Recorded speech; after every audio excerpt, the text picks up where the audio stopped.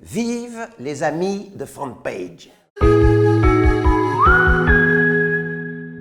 Siamo qui oggi con uno dei più importanti scrittori francesi, Daniel Pennac. Bonjour, monsieur Pennac. Bonjour. Vous êtes là à Naples, pourquoi? Je suis à Naples à la Casa dell'Arte. Je suis venu parce que c'est un endroit de création culturelle qui me plaît infiniment. Comme il n'y en a pas beaucoup, ni d'ailleurs en France, ni en Italie, à la fois un projet théâtral, mais dans le grand sens du mot, parce que dans le même temps qu'ils apprennent aux jeunes à faire du théâtre, en même temps, ils veulent former tous les corps de métier, les professions qui vont avec le théâtre. Faire les décors, faire la musique, faire les scénarios, faire les costumes.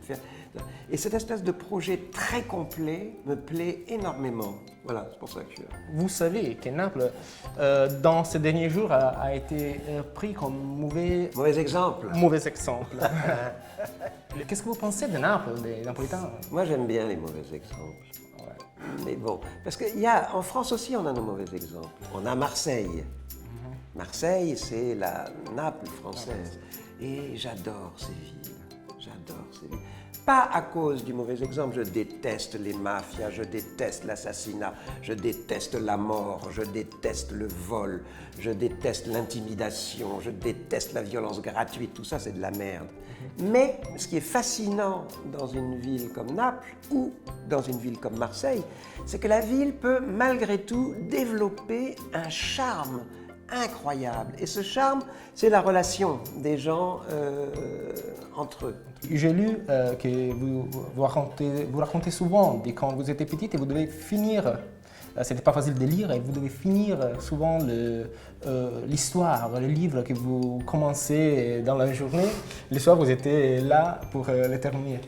Oui, ça c'est inimaginable pour ta génération. C'est inimaginable qu'on nous interdisait de lire. Aujourd'hui, tout le monde, tous les adultes embêtent les petits en disant « il faut que tu lises, il faut lire, il faut lire ». Moi, on me disait « arrête de lire, il y a du soleil dehors, va lire ». Et quand j'étais à l'école, dans l'étude où on devait faire les devoirs et apprendre les leçons, si j'étais pris en train de lire un livre, on me prenait le livre, on le confisquait et on ne me le rendait jamais. C'était donc qu'on était des lecteurs clandestins, cachés. On lisait le soir dans notre lit avec la lampe. J'étais pensionnaire, je dormais à l'école. Alors, j'avais trouvé un moyen personnel de continuer à lire, c'est que j'écrivais la suite de ce que j'avais lu dans mon lit. Et d'une certaine façon, c'était une façon de lire, de continuer à lire en écrivant, si tu veux. T'imagines la suite. Je suis arrivé à l'écriture naturellement par la lecture. Et le premier but de mon écriture, c'était de continuer la lecture. Quand vous étiez petit, vous avez plusieurs fois raconté que vous étiez un mauvais étudiant. Mais maintenant, pour beaucoup de gens, vous êtes un maître. Est-ce que vous pouvez nous raconter comment vous avez vécu ce passage? Les enfants ont un problème, c'est qu'il y en a qui sont plus lents que d'autres. J'étais simplement très lent.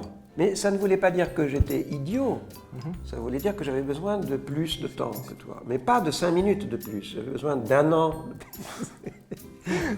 ou 2 ans de plus.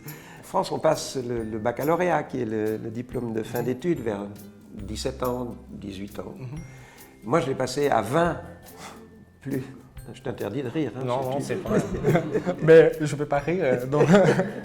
Donc j'ai évolué plus lentement que les autres, premièrement.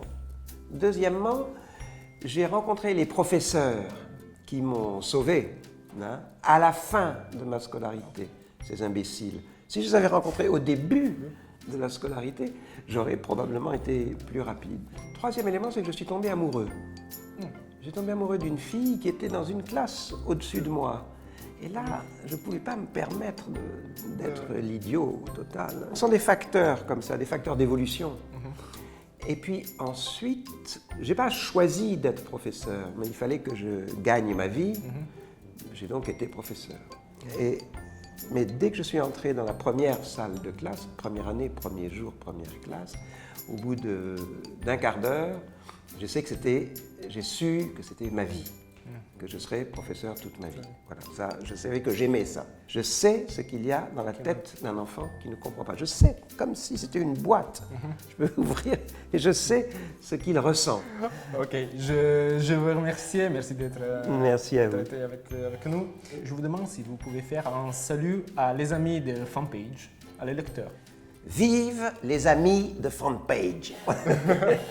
Non, mais merci de m'avoir accueilli. Merci, et vive vous. Ok. Stop tutti, fermi. Beaucoup de droguistes sont venus. Ah non, j'ai vu klaxonner.